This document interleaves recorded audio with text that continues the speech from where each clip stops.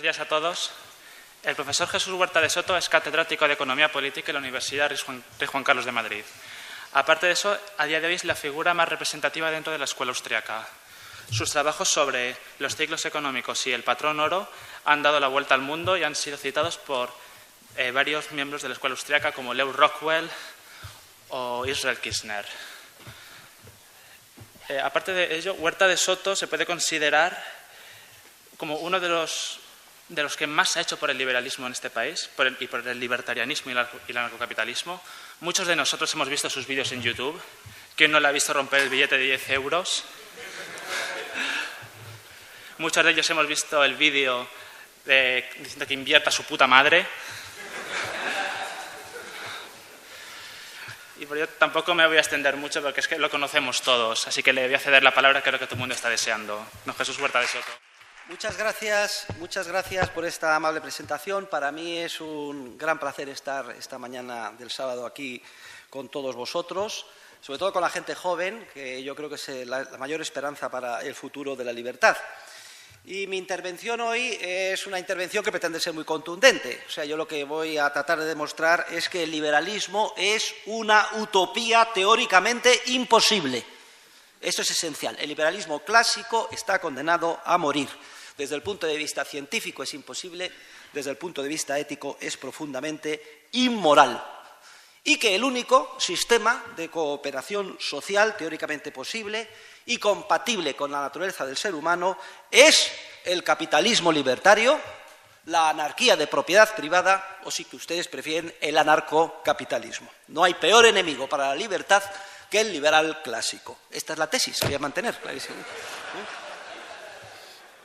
¿Y por qué? ¿Por qué el liberalismo es teóricamente imposible? El liberalismo es teóricamente imposible porque lleva dentro de sí mismo la semilla de su propia destrucción. Ya saben ustedes que las enfermedades más graves son aquellas que afectan al sistema inmunológico, van destrozando a uno por dentro, van debilitando el sistema de autodefensa hasta que el ser humano muere. Y si no, tenemos aquí el ejemplo tan próximo del ébola. El liberalismo clásico es el ébola de la libertad individual. ¿Y por qué lleva dentro de sí mismo la semilla de su propia destrucción? Pues muy sencillo, porque no solo es que acepte, es que considera necesaria la existencia de un Estado, siquiera sea mínimo, para organizar la cooperación social. Y esto, señores, es el problema esencial. Porque una vez que se acepta la existencia del Estado, una vez que se da entrada al virus del ébola en el organismo, estamos perdidos. Porque el Estado, y esto es lo que vamos a demostrar a lo largo de esta intervención, primero, no es necesario. Segundo, es teóricamente imposible organizar la sociedad en base al estatismo. Y en tercer lugar, y esto es lo más importante, una vez que has dado entrada en tu organismo al virus destructor, que es el Estado siquiera sea mínimo, es imposible poner freno a su crecimiento sin límites. Es imposible limitar el Estado. Si algo está claro, es que el programa político del liberal clásico ha fracasado. Ostentosamente, el Estado no ha dejado de crecer. Y lo que hemos podido llegar a demostrar los teóricos de la economía son las razones por las cuales tal fracaso era inevitable. Una vez que el Estado existe, es imposible limitar su crecimiento. Pero vamos a comenzar por el carácter innecesario del Estado. Porque solo desde el equivocado punto de vista del paradigma neoclásico del equilibrio podía concebirse la existencia de un hipotético grupo de denominados bienes públicos, aquellos en los que es imposible, se dice, la rivalidad en el consumo, aquellos que están forzados a una oferta conjunta. Se ponen ejemplos típicos de bienes públicos como, por ejemplo, los faros o la seguridad, la defensa pública, etcétera. Pero todo este análisis es erróneo. La entrada en nuestra disciplina de la concepción dinámica del mercado basada en la creatividad empresarial ha arrumbado, ha hecho que cayera como un castillo de naipes todo este análisis sobre los supuestos, supuesta existencia de bienes públicos que bloquearía de alguna forma la manifestación de preferencias a nivel público y exigiría la existencia de un órgano monopolista de la violencia para proveerlos. Repito, todo el análisis dinámico basado en la empresarialidad y en el orden espontáneo del mercado, del proceso de mercado, ha echado por tierra toda esta argumentación neoclásica. Porque desde un punto de vista dinámico, siempre que se da una supuesta situación estática de bien público, es decir, de no rivalidad en el consumo o de oferta conjunta, surgen inmediatamente los incentivos empresariales que llevan al descubrimiento de las innovaciones necesarias para permitir precisamente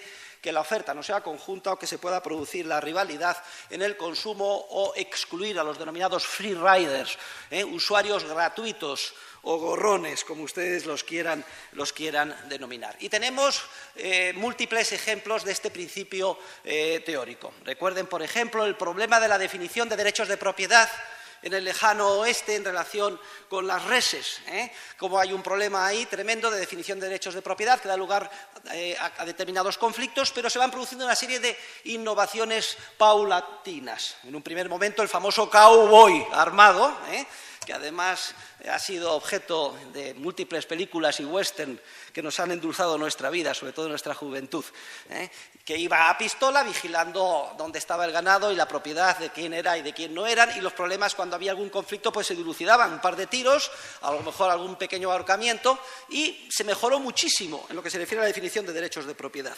Pero no solo está el cowboy, hay otra innovación empresarial que es el marcaje de las reses. Se marcan las reses y ya se puede saber a simple vista si esta es la tuya o esta es la mía. Y así va evolucionando el proceso empresarial de descubrimiento de creatividad hasta que prácticamente se resuelve del todo cuando por primera vez se encuentra un procedimiento para separar de una manera bastante económica grandísimas extensiones de tierras, el conocido como el alambre de espino, el famoso alambre de espino.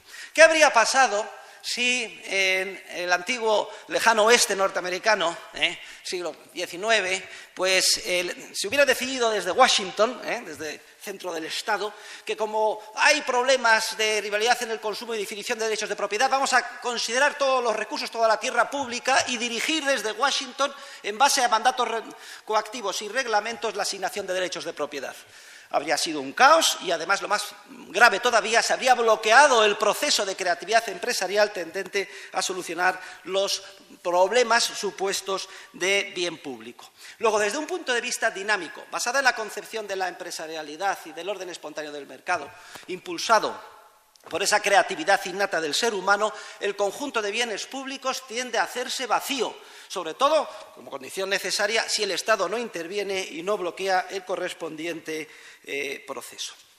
Y es que para la definición, defensa y adquisición de los derechos de propiedad no hace falta el Estado. Esto es una cosa obvia. Aquellos que han estudiado Derecho sabrán que el derecho es el resultado de la plasmación evolutiva de la naturaleza del ser humano a lo largo de generaciones y generaciones. Esta es la manera en la que conciben los grandes jurisconsultos clásicos del derecho romano, Ulpiano, Gallo, Papiniano, y que tienen ustedes resumida en esa cita deliciosa que yo siempre me gusta repetir en mis obras, que conocemos gracias a Cicerón, que la recoge en la República, que pone por boca de Catón cómo para él el proceso social romano era mucho más desarrollado, avanzado que el de otros pueblos, porque no era el resultado de la mente de un solo hombre, como podía ser Solón en Atenas, Licurgo en Esparta, sino que era el resultado de un proceso evolutivo en el que habían intervenido muchas y muchas generaciones, cada una de las cuales incorporando su pequeño granito de información, conocimientos, experiencia, etc. Y además añade Catón que aunque se pudiera incorporar toda la información o el conocimiento en la cabeza de un solo hombre, este jamás podría hacerse con todo el conocimiento que necesita para organizar la sociedad, porque el orden espontáneo del mercado con mucho supera la capacidad de asimilación o de comprensión de un ser humano o grupo de seres humanos por sabios, buenos, expertos o benevolentes que sean. Este es en última instancia, el corazón del argumento sobre el teorema de la imposibilidad del socialismo que después articularían Mises y Hayek. Pero de una manera tan simple y sintética, yo creo que ni Hayek pudo explicarlo mejor.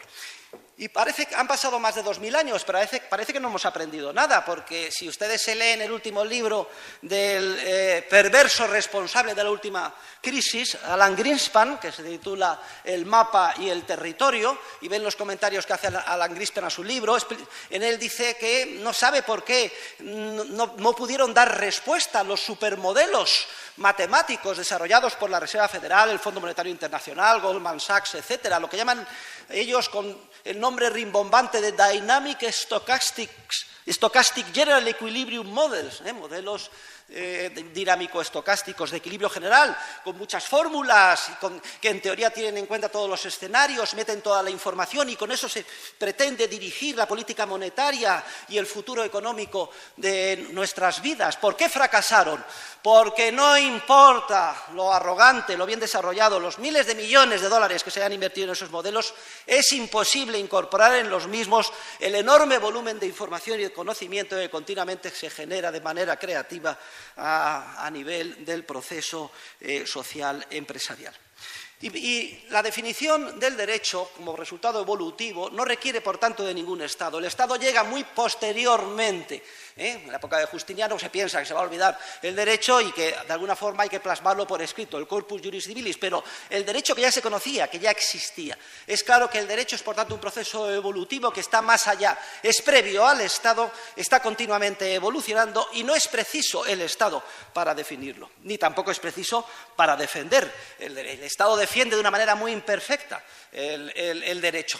Más que lo que defiende de una manera muy imperfecta el derecho, yo diría que es que el Estado es el principal enemigo del derecho a todos los niveles. Cuando oímos hablar del Estado de Derecho, yo creo que es una contradicción en los términos. Yo cuando fui liberal clásico, tengo que reconocer mis pecados graves hasta el año 2000. En el año 2000 ya abjuré de semejante herejía y gravísimo error. Pensaba, iluso de mí, que podía existir tal cosa, que se podía elaborar un programa de lucha política y de investigación científica en torno a conseguir un Estado de Derecho. Esto es imposible.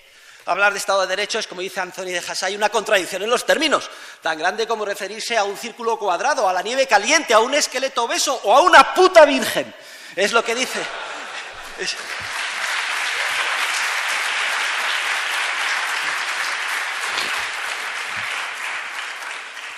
Luego, no requiere ni para la definición ni para la defensa del derecho, no se requiere la existencia del Estado. Todo lo contrario, el Estado es el principal enemigo a la hora de defender el verdadero derecho, es el principal obstáculo para su definición. Y cuanto antes nos quitemos la venda de los ojos y nos demos cuenta de esta realidad y de las razones teóricas por las que siempre esto va a ser así, mucho mejor en nuestro avance en la lucha por la libertad. Ahora bien, no solo el Estado es, desde el punto de vista científico, innecesario, es que además el estatismo, entendido por estatismo el deseo de organizar la cooperación social en base a un órgano monopolista de la coacción institucional o la violencia, que conocemos con el nombre de Estado. El estatismo es teóricamente imposible. Toda la teoría austríaca sobre la imposibilidad del socialismo de alguna forma se generaliza y se convierte en una teoría sobre la imposibilidad del estatismo. Estoy preparando la 5ª edición española de mi libro Socialismo, Cálculo Económico y Función Empresarial. Y muy seriamente he considerado la posibilidad de cambiarle el título, porque el problema no es el socialismo. Ya me he dado cuenta a lo largo de las últimas décadas que estábamos atacando a un muñeco de paja, a algo que no es realmente lo malo. El problema no es el socialismo, el problema es el Estado en sí, el problema es el estatismo, y por eso mi libro debería de volver a titularse como Estatismo, Cálculo Económico y Función Empresarial. Porque si hay una conclusión esencial del análisis teórico de la escuela austríaca es que es imposible organizar cualquier parcela de la vida en sociedad en base a la coacción institucional, incluyendo la definición del derecho, incluyendo la defensa del derecho, incluyendo la justicia, incluyendo el orden público. Y ello por unas razones esenciales. Analizo con detalle estas razones a lo largo de las 450 páginas de mi libro, pero que las podemos resumir aquí. Primero, por razones de información o conocimiento. Me he referido a ellas cuando he hecho la cita de Catón. Es que es inmenso el volumen de conocimiento e información, ni siquiera lo podemos concebir, que continuamente generamos nosotros, los seres humanos de a pie, conforme desarrollamos nuestras vidas. En segundo lugar, por la naturaleza curiosa, distinta, diferente del tipo de conocimiento o información que desarrollamos de manera creativa y empresarialmente, conforme vamos actuando. Es una información de tipo tácito, es una información articulable, que por tanto no se puede transmitir de manera formalizada a ningún centro de información, digamos, a los supuestos expertos, que son los titulares del poder político o los asesores de los políticos, para que puedan ellos, de alguna manera, elaborar leyes justas e imponerlas por la fuerza al cuerpo social. Este programa de investigación y este programa político está condenado al fracaso, no solo por el enorme volumen de información de que se trata, sino por el carácter específico de tipo tácito, no articulable y no transmisible de manera inequívoca a un órgano central. Pero es que además, y en tercer lugar, la información y el conocimiento del que estamos hablando no es una información o conocimiento que esté dado, congelado en algún sitio, acumulado y se pueda transmitir o llevar de un lugar a otro. La información no está dada, porque la información la estamos cambiando continuamente los seres humanos como resultado de nuestra creatividad empresarial. No podemos conocer hoy la información que generaremos empresarialmente mañana, entre otras cosas porque si la conociéramos hoy ya no sería información de mañana, sino que sería información de hoy, ya obsoleta, con un valor ya, si ustedes quieren, meramente arqueológico. Pero resulta que el organizador coactivo, el Estado, la información que necesita para dar un contenido coordinador a sus mandatos en cualquier parcela de las que quiera intervenir, es la información que será relevante mañana y que no es una información que todavía ha surgido y ha sido creada desde el punto de vista empresarial. Nos damos cuenta de la paradoja, de la imposibilidad teórica de que pueda conseguir éxito en su programa de organizar la sociedad con éxito el Estado. Y, en cuarto y último lugar, lo más importante, es que Estado es coacción. Esto es lo más importante. Esto es lo que tenemos que repetir una y otra vez a todos los niveles. Estatismo es coacción, es violencia sistemática, es policía, es cárcel, es tiro en la nuca, son cámaras de gas.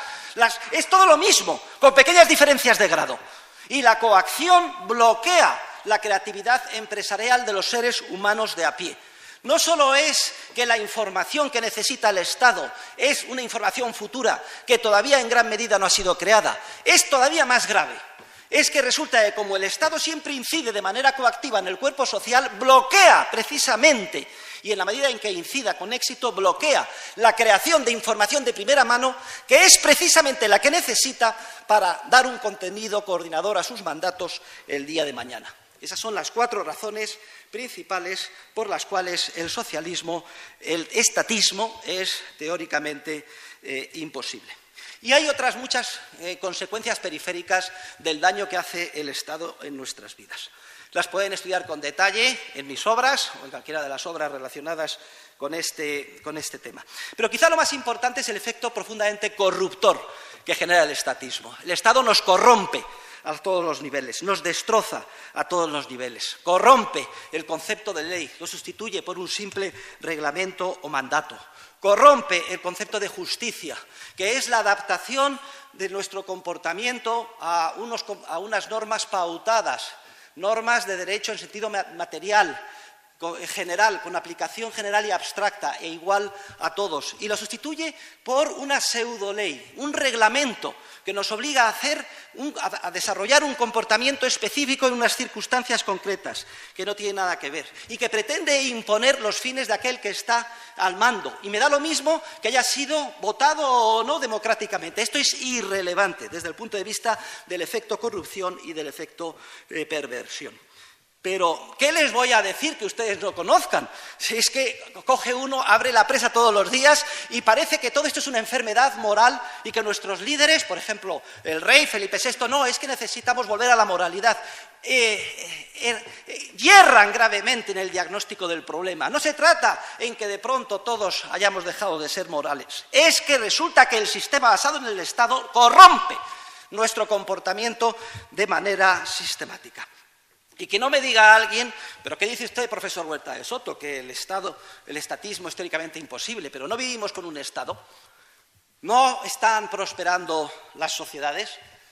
¿No a trancas y barrancas avanzamos? Y la respuesta es que esto, en la medida en que suceda, no sucede como consecuencia del Estado, sino a pesar del Estado.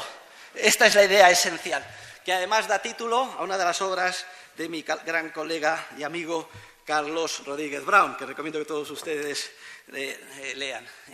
Todo lo que ustedes puedan ver bueno que les rodea no es resultado del Estado, sino que ha podido surgir con grandes dificultades a pesar del Estado.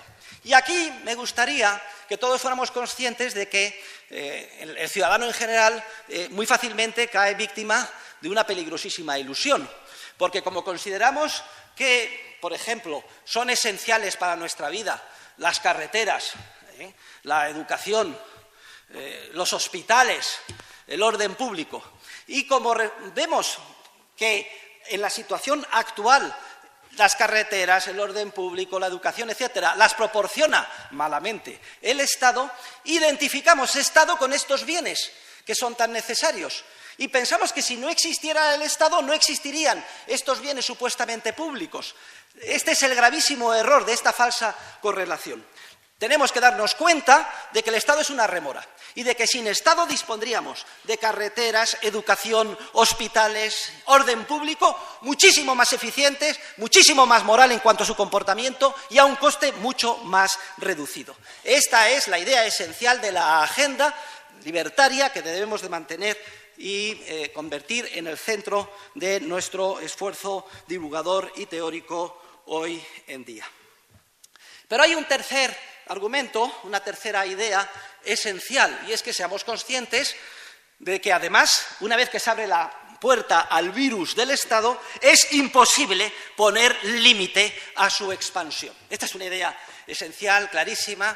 La tienen ustedes más o menos desarrollada intuitivamente, por ejemplo, en las obras de Hans Hermann Hoppe, en su libro sobre la democracia, el Dios que fracasó, The God That Failed, y de hecho le lleva a una serie de conclusiones que en algún sentido pues parecen un poco chocantes, como por ejemplo la conclusión teórica a la que llega Hoppe de que a estos efectos y como mal menor una monarquía absoluta sería menos peligrosa que una democracia, porque el monarca absoluto, considerándose propietario de su reino, pues aunque solo sea para no matar las gallinas de los huevos de oro y dejar algo a sus herederos, salvo que sea profundamente idiota, pues tenderá a ser menos dañino, perjudicial que un sistema democrático. Bueno, dejemos esta discusión ahí. Yo puedo parcialmente estar de acuerdo, pero tendría que ser un rey de un reino pequeñito, no más grande que Andorra o Mónaco. Muchos reinos que tuvieran su finquita y trataran de atraer equipo capital y recursos humanos y la gente pudiera votar con los pies. Bueno, puedo concebir ese sistema, sin duda alguna, sería mucho más atractivo para la libertad, la civilización y el progreso que el que tenemos ahora. Pero volviendo al sistema democrático, yo estoy completamente de acuerdo con Hayek. No hay nada más peligroso para la libertad que la democracia. Dice Hayek que democracia, etimológicamente, significa kratos, significa poder absoluto en el pueblo. Y una cosa que suponga poder absoluto es algo a lo que no tenemos que oponer los amantes de la libertad. Y dice Hayek, si por democracia se entiende lo que etimológicamente significa, yo no soy demócrata, y lo repito aquí ahora personalmente.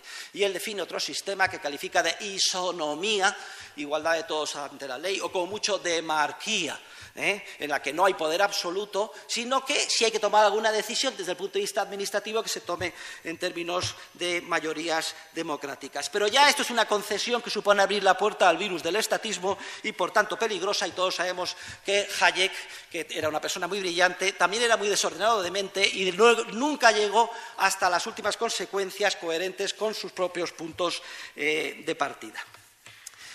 Lo que sí tenemos que tener en cuenta es que la mezcla de lo que es la existencia de un órgano monopolista de la coacción con la naturaleza del ser humano es como la nitroglicerina, es una mezcla explosiva. En el momento en que hay un órgano que se arroga con carácter monopolista la coacción institucional, y teniendo en cuenta cómo hemos sido creados y la naturaleza que tenemos los seres humanos, ya estamos perdidos. Porque eso trae como un imán, primero, el desarrollo de todas las facetas más perversas y los peores vicios que el alma humana puede generar. Y por otro lado, el deseo de manera directa o indirecta, acercarse al poder para manipularlo. No hace falta coger la prensa para leer las historias del pequeño Nicolás y darnos cuenta de cómo atrae la maldad a todos los niveles, incluso desde que somos pequeñitos. Por cierto, que si no le pillan al pequeño Nicolás, yo estoy seguro que llega a presidente del gobierno, no tengan ustedes ninguna duda. Lo que no sé es si casado o no con la denominada Pechotes, que me he enterado esta mañana que anda por ahí circulando. Y yo no salgo de mi asombro. En una noticia, el Nicolás y la Pechotes. En el otra, el PP financió con 750.000 euros con dinero negro el arreglo de su sede social. ¿Pero dónde vivimos? Y todo el mundo sorprendido. ¿Qué país? ¿Qué falta de moralidad? Nada de falta de moralidad. Es lo típico que siempre sucederá en un entorno en el que el Estado se encarga de la organización social. Y es que, además, hay un proceso de corrupción que interactúa. A los políticos les interesa mantenernos constantemente infantilizados. El esquema, basta encender la televisión y ver un telediario cualquiera, es siempre el mismo. Se detecta un supuesto problema, se achaca el problema a las fuerzas perversas del mercado, siempre hay ánimo de lucro de algún empresario capitalista perverso que no tiene en cuenta el bien común, pero ustedes, ciudadanos, quédense tranquilos porque ya ha llegado papá Estado que ha tomado tales medidas, legislación, reglamento, etcétera, y el problema va a quedar solucionado. Al ser humano, es normal, nos produce vértigo el hecho de que el futuro sea un por hacer y no un porvenir, y que, por tanto, como no está ahí dado y solo falta que llegue, sino que lo tenemos que construir o hacer día a día, hay una incertidumbre ineradicable sobre cuál va a ser. Esto, precisamente, que es inseparable con nuestra propia naturaleza, es lo que hace que merezca la pena vivir nuestras vidas, porque hace atractivo vivir, hace que la vida sea un continuo desafío. Pero también a muchas personas, y en muchas ocasiones, esto nos produce vértigo, nos da inseguridad. Nos gustaría tener una seguridad sobre lo que va a pasar mañana, nos gustaría tener una bola de cristal, nos gustaría tener algo al que poder agarrarnos. Y en cuanto los políticos nos ofrecen esta vana ilusión de que se van a ocupar del destino de nuestras vidas desde que nacemos hasta que morimos, de que de todo, la educación, la sanidad, la vivienda, las vacaciones, el sueldo, va a estar en buenas manos, en ese momento caemos en la trampa. Es muy sencillo caer en este pecado de borrachera del poder y dejarnos comprar y decir sí, que sean ellos. Y a través del sistema político democrático, que se basa en como todos sabemos, en la compra de votos, pues nos dejamos comprar y ponemos todas las esperanzas en el Estado. Otra cosa es que luego los hechos son rotundos y se pondrá de manifiesto que lo que se ha prometido no se puede cumplir. Y eso produce gran indignación. Y están los indignados en la Puerta del Sol y Podemos, que son como nosotros, pero en las antípodas, todos diciendo que van a acabar con esto, que lo que hace falta es todavía más Estado, una revolución, quemar a los políticos, pero también a los banqueros, a los empresarios, a todo Kiski, pedir la condonación de la deuda, etcétera. Pobrecillos, qué incultura, pero por lo menos es caldo de cultivo preparado para que les expliquemos y les enseñemos cuál es la realidad. Porque la realidad es que en esa borrachera del poder, en esa infantilización de los seres humanos, a la larga hay una serie también de principios económicos contra los que no se puede luchar. Por ejemplo, la racionalidad de la ignorancia, estudiado por la Escuela de Public Choice. No sé si es irrelevante estudiar los programas de los partidos políticos y además votar con conocimiento de causa, porque todos descontamos que nuestro voto es irrelevante. Todos sabemos que en cualquiera de las elecciones en las que hemos ido a votar, si no hubiéramos votado, el resultado es el mismo. Entonces, ¿para qué votamos? Porque somos gilipollas integrales. ¿Por qué votamos? Pues porque nos quedamos más tranquilos, porque lo concebimos en términos de mi equipo de fútbol, que ganen los míos y no ganen los otros, o porque este me parece más guapo, porque tiene morritos, el otro me parece más feo, o porque en mi casa siempre se ha odiado a los de derecha, a la derechona, o se ha odiado a los de izquierda, a los comunistas, por toda una serie de razones más o menos prosaicas, pero que nada tienen que ver con el fundamento realmente social de lo que debería de ser un voto. Y no solo la racionalidad de la ignorancia continuamente actúa, sino también el peso continuo y creciente de los grupos de interés. A río revuelto, ganancia de pescadores. Nadie se ocupa de defender a la mayoría silenciosa, los grupos de interés se organizan, presionan directamente para conseguir ventajas concretas del poder político a cambio de apoyos puntuales. Y así es como funciona el sistema, y lo estamos viendo todos los días. A los políticos les importa 3 pepinos lo que nos suceda más allá de las siguientes elecciones. Es el efecto de la miopía gubernamental. Solo quieren comprar nuestros votos, conseguir el poder y luego, si te he visto, no me acuerdo. No hay ninguna obligación de cumplir lo que se prometió en las elecciones. Es lo que se denomina el principio de la representación no vinculante. Y si a eso añadimos el papel de los funcionarios o burócratas, que son los que se encargan luego de manera concatenada de imponer los reglamentos voluntaristas del poder, los funcionarios siempre son víctimas de la megalomanía. Lo único que quieren es más presupuesto, siempre que conciben que su departamento es el más esencial. Una vez que se ha creado, jamás puede cerrarse. Ningún funcionario en el pasado, en el presente y en el futuro pues reunirá a los periodistas en una conferencia de prensa para decirles: señores, después de un estudio profundo por nosotros hemos llegado a la conclusión de que nuestro departamento sobra y le he pedido a mi ministro que lo cierre. ¡Jamás ocurrirá tal cosa! Todo lo contrario. Hay problema en la justicia. ¿Qué es lo que se pide? Más presupuesto, más jueces, más funcionarios. Siempre lo mismo, en todos los ámbitos. Es el efecto de la megalomanía, de la irresponsabilidad del funcionario, que lo único que quiere, porque es lo único que le encorseta el presupuesto y el reglamento, más libertad en el sentido de más presupuesto y más gasto. La mezcla de todos estos inevitables principios con la naturaleza nuestra es tremendamente letal. Y además hace que no sea una parodia esa famosa frase de Groucho Marx, que definía la política, y cito literalmente, como, primero, el arte de buscar problemas inexistentes.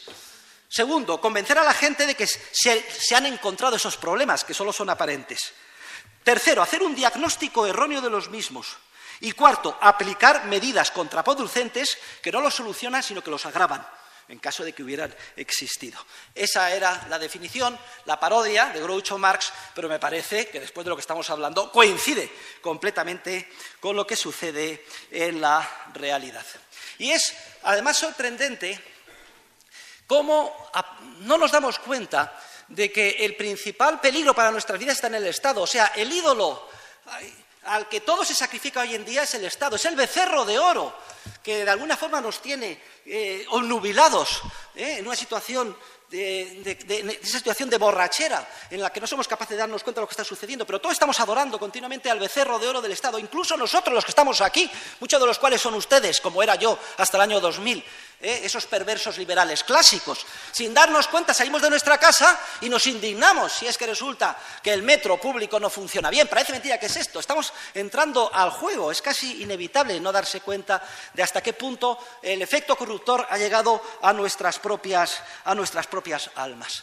Y son tan hábiles los protagonistas de esta borrachera del poder, en la que además también participan los intelectuales, los catedráticos, los líderes del pensamiento, etcétera, que dan apoyo a los políticos, también a cambio de prebendas, etcétera. Es tan tremendo que incluso son capaces de convencer a la ciudadanía que la culpa de los problemas y conflictos que ineludiblemente ellos mismos generan se encuentran en otros.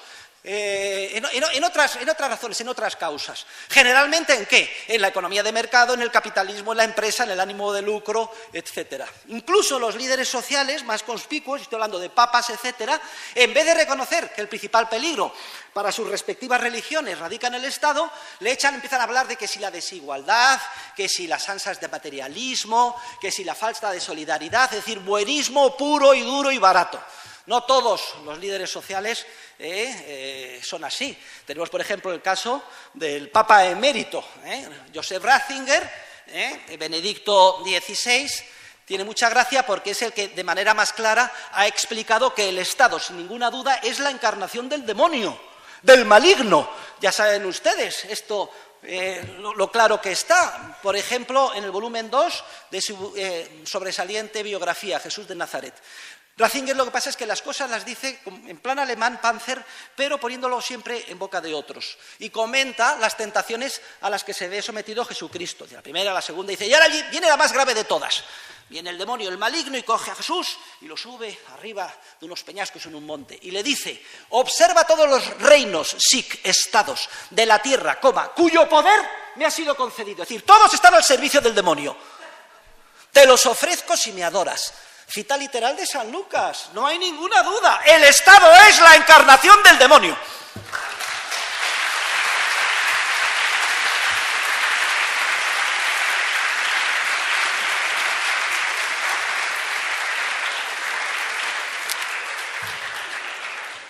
Y en ese proceso de adormecimiento de nuestra responsabilidad, de nuestra razón, de nuestra capacidad de discernir moralmente lo que está bien, lo que está mal, el Estado juega un papel terrible. Ratzinger pone esta idea en boca de Soloviev, uno de los más importantes teólogos, que escribe un libro que se titula El camino abierto para la paz y la prosperidad en el mundo. Dice, este libro está escrito por el anticristo, es decir, por el maligno. ¿Y qué es lo que dice Soloviev? ¿Por qué argumenta que este libro es fruto del anticristo, del maligno, del demonio? ¿Saben ustedes lo que dice este libro, lo que defiende este libro? Dice que la paz, la prosperidad, el bienestar se tiene que lograr en el mundo gracias a un Estado mundial dirigido por expertos buenos. ¡Ese es el demonio!, dice Soloviev. Y Ratzinger lo reafirma, lo confirma. Porque lo que se pretende es salvar al ser humano aquí en la tierra, hacer aquí el paraíso terrenal, el nirvana. Como es lógico, los líderes religiosos dicen haciendo tabla rasa de Dios y movilizar a toda la sociedad en pos de ese ideal imposible. Es la borrachera de arrogancia fatal, la fatal arrogancia, el pecado intelectual más grave del ser humano, que da título a la última obra de Hayek. Ya saben ustedes el pecado original a que se debe. Viene la serpiente y le dice a Eva, siempre las mujeres son las primeras, las más listas, oye, ¿por qué no tomas de este fruto? No, nos lo ha prohibido Dios. ¿Pero por qué te lo ha prohibido? Serás sinvergüenza. ¿Sabes por qué no quiere que lo tomes? Porque si lo comes serás como Dios.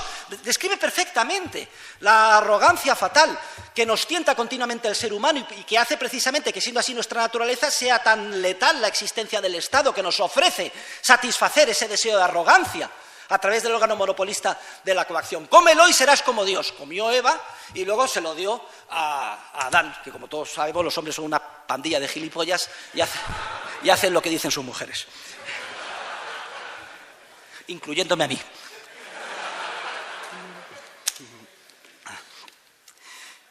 Bueno, pues yo creo que es suficiente para haber comentado rápidamente y con las restricciones de tiempo que tenemos el por qué el Estado es una utopía teóricamente imposible y además es un virus como el ébola peligrosísimo. Mire, prefiero a un comunista, a un fascista, a un nazi, a un liberal clásico, porque por lo menos sabemos que está equivocado, que es un peligro y no hay que atacar, pero el liberal clásico lo tienes dentro de ti mismo. Es peligrosísimo. A ver si después de esta conferencia aquí se produce un cambio importante en todos los que estamos sentados. ¿Cuál es la salida? Pues no hay otra salida que la anarquía de propiedad privada, el anarcocapitalismo o el capitalismo libertario. Es el único sistema de cooperación social compatible con la naturaleza del ser humano, compatible con tal y como hemos sido creados los seres humanos, con esta innata capacidad creativa. Toda la teoría económica sensata de la escuela austríaca se basa en el estudio del orden espontáneo del mercado. Es decir, sin necesidad de ser dirigido desde arriba, por la simple búsqueda de ganancia, los seres humanos nos damos cuenta de que salimos ganando intercambiando con los demás. Y somos capaces de manera evolutiva de descubrir primero unos más con más capacidad empresarial que otros, que logramos mejor nuestros fines si a cambio de lo que tenemos pedimos un medio que, aunque no necesitemos directamente, sí que nos damos cuenta que es objeto de intercambio con más frecuencia. Y ese medio, en la medida en que se generaliza, se convierte en un medio de intercambio generalmente aceptado, que es el dinero. Nadie tiene la capacidad intelectual, ningún experto, ni grupo de expertos, para crear el dinero, ni mucho menos para mejorarlo como institución, solo para corromperlo, como vemos día a día que hacen los bancos centrales. O los gobiernos cuando conceden privilegios a los banqueros privados para que actúen con reserva fraccionaria en contra de los principios generales del derecho. Y el dinero lo que permite es la expansión sin límite de los intercambios. Por eso es la institución social por excelencia, porque la sociedad es una complejísima red de interacciones humanas que básicamente son relaciones de intercambio. Y en esa multiplicación exponencial de los intercambios tenemos que entendernos con el otro, y entonces surgen evolutivamente y de manera asintótica idiomas o lenguajes. Y hoy en día el castellano, el chino y a nivel internacional, científico y económico, el inglés sobre todo, como fue en su día el latín. Y además en esos intercambios tenemos que desarrollar unos comportamientos pautados, el apretón de manos, el que el contrato hay que cumplirlo. Y si no lo hacemos, pues somos objeto de un estigma. Y va surgiendo el derecho. Y así sucesivamente con todas las instituciones sociales, que son esenciales para nuestra vida. Y especialmente las que se refieren a la definición, defensa de los derechos de propiedad, a la prevención, represión y sanción del crimen. Miren, por muy grave que les parezca a ustedes un crimen, siempre será un juego de niños en comparación con el máximo criminal de la historia, que es el Estado. Y el mercado desarrolla de manera evolutiva y muy eficiente y al margen del Estado, desde el punto de vista de la creatividad empresarial, los mecanismos paulatinos para definir, defender y conseguir la prevención, sanción y represión del crimen cada vez mejor, de manera más moral y más barata. No podemos saber exactamente cómo en un sistema anarcocapitalista con detalles se solucionarían todos los problemas. Precisamente depende de un conocimiento empresarial que todavía no se ha creado, pero el hecho de que esta capacidad creativa exista, aunque nos impide saber exactamente cómo se solucionaría, es lo que nos da tranquilidad de que debemos de confiar en la libertad y acabar cuanto antes con el Estado. La teoría del orden evolutivo y del mercado nos permite generalizar el análisis y construir toda una teoría sobre el sistema anarcocapitalista, que, por cierto, es el contenido de la parte primera del volumen 1 de mi libro, Tratado de Teoría Económica Política Moderna, que actualmente me encuentro escribiendo. Entonces, ¿cuáles son las conclusiones del análisis que estamos haciendo esta mañana? Pues básicamente son conclusiones revolucionarias. Nosotros debemos de ser revolucionarios. Yo me considero un revolucionario. A mí me gustaría que todos mis seguidores y todos ustedes sean revolucionarios. El objetivo es acabar con el Estado. Eso lo tengo que tener muy claro. Es destruir, quizá destruir conlleva una idea demasiado violenta, etcétera. Desmantelar, eliminar el Estado. Tenemos que superar ese liberalismo utópico e ingenuo de los liberales del siglo XIX, siglo XVIII y XIX. Hombre, se les puede permitir, estaban luchando contra el ancien régime, pero hombre, han pasado 200 años, 150 años, no podemos seguir diciendo las mismas tonterías. Esto es algo que dije en el año 2000 en la reunión general de la Mont Pelerin Society en Santiago de Chile. A todos mis colegas de la Mont Pelerin, no podemos seguir diciendo las mismas cosas que hace 150 años o 200. Tenemos que hacer una actualización, un ayornamiento del sistema de defensa de la libertad. Hay que acabar con el liberalismo clásico. Hay que abrazar y luchar con todas nuestras fuerzas a favor de la anarquía de propiedad privada. Yo dije eso porque deseaba que me echaran de la asociación. Pero para mi sorpresa se pusieron todos de pie a aplaudirme y me hicieron vicepresidente.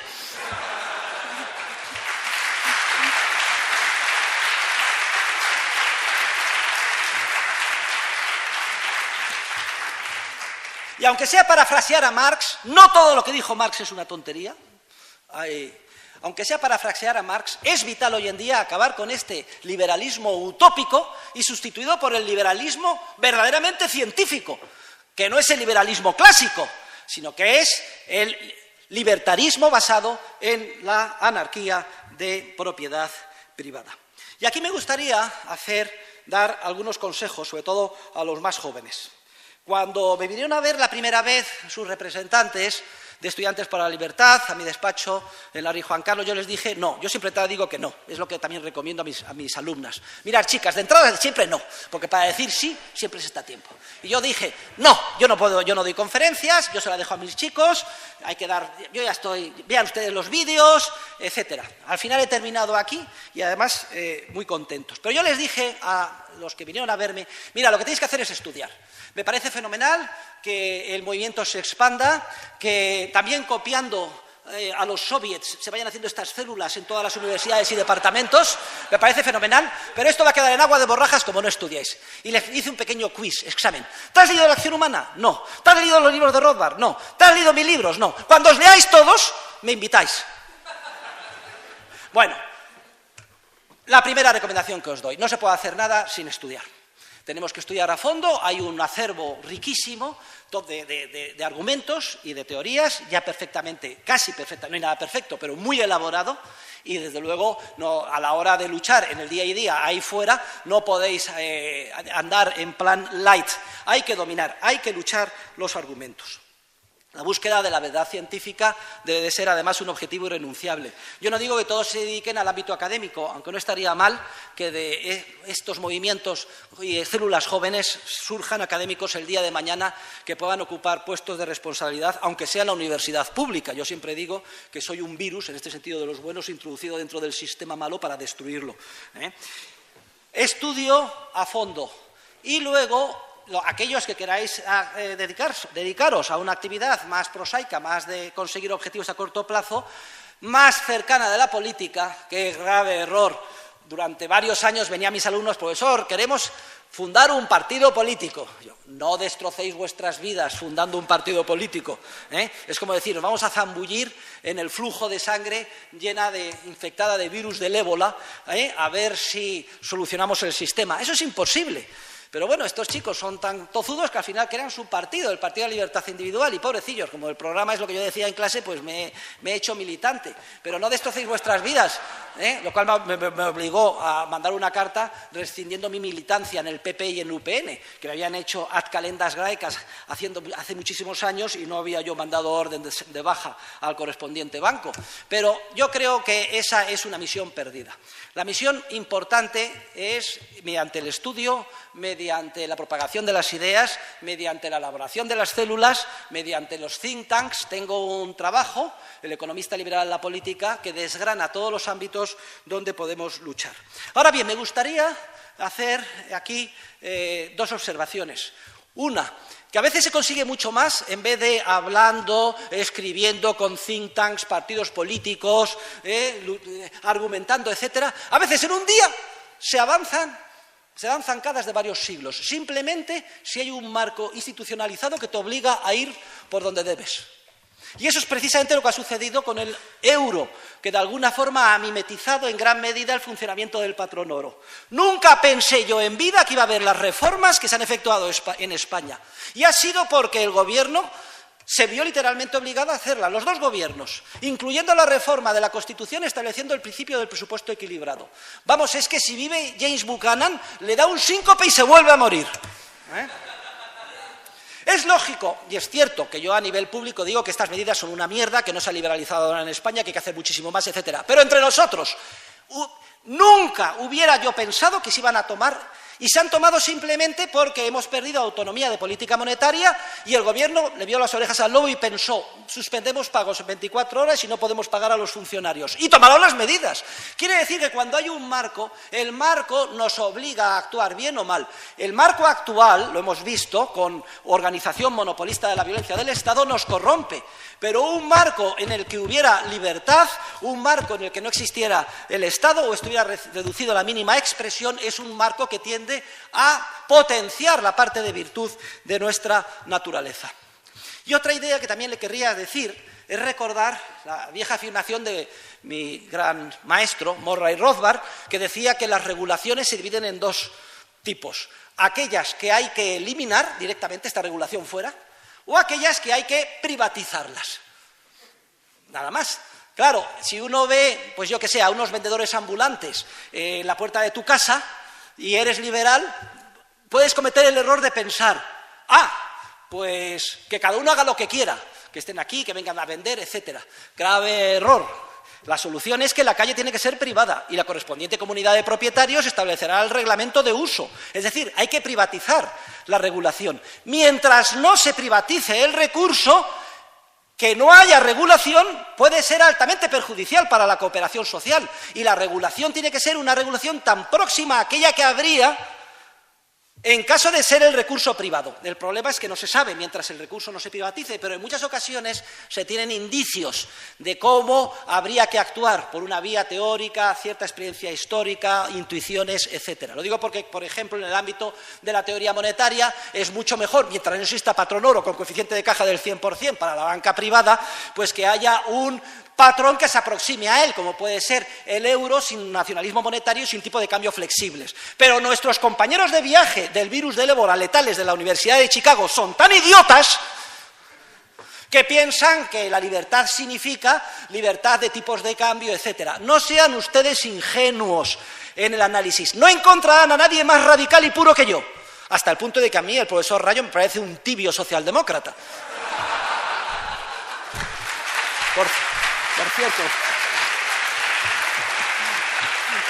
Por cierto, no sé si está el profesor Rayo aquí presente o no, no sé si está, pero le hago un poco de cabeza de turco. Ya saben, cabeza de turco es el turco que había ahí que se le corta la cabeza, cabeza de turco. Pero eso de defender la reserva fraccionaria, aunque sea para descontar letras supuestamente de buena calidad, o que tiene que haber subvenciones del Estado para I+D, con todos los respetos, profesor Rayo. En todo lo demás eres perfecto, pero en esto eres un socialdemócrata de cojones. Bien, luego, fíjense ustedes, no encontrarán a nadie más radical que yo. Creo que hoy lo he querido demostrar, pero esto, no piensen ustedes que es un radicalismo ingenuo. Salimos a la calle pegando gritos, que no haya ninguna regulación ni nada, tenemos que hacer el análisis. Y no hay ninguna contradicción. ¿Cómo el profesor Huerta de Soto, anarcocapitalista, defiende al euro? Oigan, el contexto en que lo defiendo. Mientras no podamos ir al patrón oro con coeficiente de caja del 100%, sin duda alguna es una mejora incremental respecto del peor de los mundos, que es el nacionalismo monetario con tipo de cambio flexible, aunque lo defiendan Milton Friedman y todos sus acólitos. Luego, esas son mis recomendaciones. Y si queréis dedicaros a la política, no olvidéis nunca el esquema dual desarrollado por William Hutt. Aquellos que se quieran dedicar a la política, ya les digo que es una labor perdida. Lo importante es conseguir cuanto antes el marco, que es el que fuerza el comportamiento de los seres humanos en la buena dirección.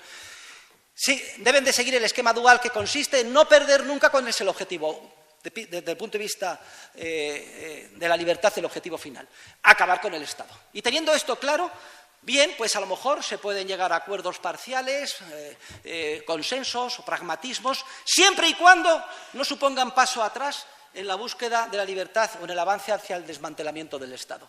Siempre y cuando no se caiga en el pragmatismo. Porque el pragmatismo barato, el hecho de ceder en los principios para conseguir a corto plazo poder político, es letal a medio y largo plazo. Claro que la política se basa en conseguir acuerdos para lograr el poder a corto plazo. Por eso digo que es una contradicción en los términos, que es destrozar nuestra vida, dedicarnos a la política. Pero como sé que hay alguno de ustedes que no podrá resistir la tentación, por lo menos que no olviden nunca el objetivo a largo plazo, desmantelar el Estado, y que en esa lucha por conseguir el poder nunca violen los principios, nunca den pasos atrás. Y nuestra posición es puramente revolucionaria, es revolucionaria a nivel científico. Estamos en un momento de cambio de la ciencia económica. Deja de ser una ingeniería social basada en el paradigma del equilibrio para convertirse en toda una teoría general sobre el Big Bang social, la expansión sin límite del conocimiento, de la información, en un mundo creativo y globalizado, en el que ni siquiera podemos imaginar lo que seremos capaces de descubrir y crear el día de mañana. Fíjense ustedes los cambios que ha habido en las últimas décadas, en los ordenadores personales, el iPhone, el iPad, y todo esto con la losa de mármol del Estado. Es que lo que puede hacer la humanidad es inconcebible si es que nos quitamos de encima ese peso, esa rémora. Y no solo una revolución científica, una revolución económico-social, también una revolución política. El saber que el enemigo es el Estado es lo más importante. Tenemos que salir de ahí pensando que tenemos que destruir el Estado, desmantelar el Estado. Y ese desmantelamiento del Estado no tiene que ser forzosamente sangriento. Ha habido revoluciones muy importantes y grandes en las que no se ha vertido una gota de sangre. En todo caso, yo soy pacifista, no soy partidario de la utilización de la violencia, más bien de las ideas y de los marcos. Y a veces se producirán saltos que ni siquiera podamos haber imaginado. Pero si alguna vez, y desde luego les recomiendo que utilicen la violencia. Rothbard decía que desde el punto de vista práctico uno no se va a jugar la vida. Por esto, entre otras cosas, porque se perdería un soldado que no podría seguir luchando el día de mañana. Pero apliquen los principios esenciales desarrollados por nuestros escolásticos de oro del siglo más brillante de nuestra historia, siglo XVI y XVII de la Escuela de Salamanca. La violencia solo está justificada cuando se han agotado todas las medidas pacíficas. Solamente está justificada en caso de defensa, solamente propia, no con carácter agresivo. Solo está justificado con carácter proporcional. Debe haber proporcionalidad entre la agresión y la violencia que uno haga para defenderse de ella. Hay que asegurarse de que no haya víctimas inocentes en ninguna circunstancia. Y además hay que tener, decían nuestros escolásticos del siglo de oro, algunas posibilidades de éxito porque el suicidio es un gran pecado. Yo a esto añadiría dos recomendaciones adicionales, que tanto los soldados como la financiación sean puramente privadas.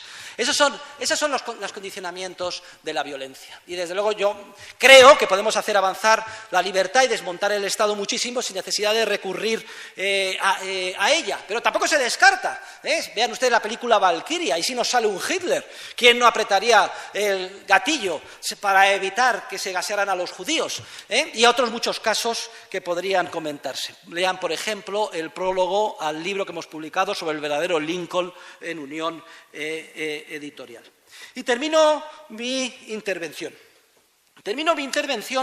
Con unas palabras de optimismo sobre España. Porque, queridos jóvenes asistentes hoy a esta reunión, España ha sido un país tradicionalmente anarquista. España es el único país en el que ha habido un experimento de anarquismo en el que, por ejemplo, 150 pueblos, durante la época de la Guerra Civil, en el lado republicano, se declararon independientes. En el que había un general, don Cipriano Mera, anarquista, que tenía su ejército particular. Iba donde le daba la gana, atacaba cuando estimaba conveniente y se retiraba cuando estimaba conveniente, para gran desesperación del alto Estado Mayor de la República. Tienen un artículo delicioso escrito por el actual gobernador del Banco de España titulado El dinero de los anarquistas, que hemos publicado en Procesos de Mercado. Es curioso porque hay uno de los pueblos que se declara independiente en Toledo y en el que emiten su propia moneda. Dicen que no están dispuestos a aceptar la moneda de la República, la de los comunistas esos, con sus comisarios y los socialistas del PSOE. Y emiten su propio papel moneda que dice, lo tiene en el Banco de España, vale por 10 porvos con la Lola. Porvos es P-O-R-V-O-S. Hombre, no sabían escribir polvos bien. Y la Lola no se sabe quién era, pero debía de estar muy buena cuando era moneda de curso legal en ese pueblo. Y tienen la única novela escrita en sentido jocoso sobre la Guerra Civil Española, de Venceslao Fernández Flores. A todos les recomiendo que la lean. Se titula así, la novela número 13. Trata sobre un valiosísimo caballo de carreras inglés que se pierde en el conflicto. No les voy a contar el final, a lo mejor sí se lo cuento. Al final terminan comiéndose el caballo porque están muertos de hambre en Barcelona, al final de la Guerra Civil. Pero bueno, el caso es que cuenta todas las anécdotas de los diferentes pueblos, incluyendo el de otro pueblo anarquista en Aragón, muy gracioso, porque después de echar la revolución y de haber pegado el tiro al jerarca de turno, al propietario de su finquita, etcétera, ya deciden no seguir haciendo la guerra ni luchar contra Franco y el alcalde declara el nudismo integral obligatorio. Claro, el único problema, tenías que ir en pelotas porque si no te pegaban un tiro, es que hacía un frío tremendo, sobre todo en invierno, y ya leerán en la novela las vicisitudes que sucedían en este pueblo anarquista. Hombre, el anarquismo, el libertarismo comunista, el anarquismo comunista es completamente también utópico y falaz, porque pretenden eliminar la propiedad privada. Para esto tienen que efectuar un nivel de coacción que supone recrear un Estado. Y además el volumen de crímenes que cometieron los anarquistas comunistas en la guerra civil fue muy grande, aunque en cierta medida un juego de niños en comparación con el de comunistas y socialistas, porque eran estatistas y claro, la coacción sistemática del Estado a la hora de asesinar es mucho más eficiente que la de la anarquía comunista. No hay otro experimento como el de nuestro país en este ámbito. Lo que sí podemos estar seguros es que el odio al Estado de los anarcocomunistas es superior a su odio a la propiedad privada. Con lo cual aquí también hay un campo importante en el que podemos sembrar, porque podemos explicarle en términos de racionalidad que la única posibilidad de tener éxito acabando con el Estado es a través de la anarquía de propiedad privada. Y si esto es así, y el español siempre ha sido anarquista, y si no lean ustedes el Quijote, y todos debemos de considerarnos Don Quijote luchando contra los molinos de viento del Estado, si esto es así y triunfa en este siglo el anarquismo de propiedad privada en nuestro país, España volverá a ser ejemplo para el mundo. España volverá a materializar un nuevo siglo de oro. Se encontrará en la vanguardia de una nueva etapa en la que felizmente recordaremos al Estado simplemente como una oscura reliquia de la historia. Muchas gracias.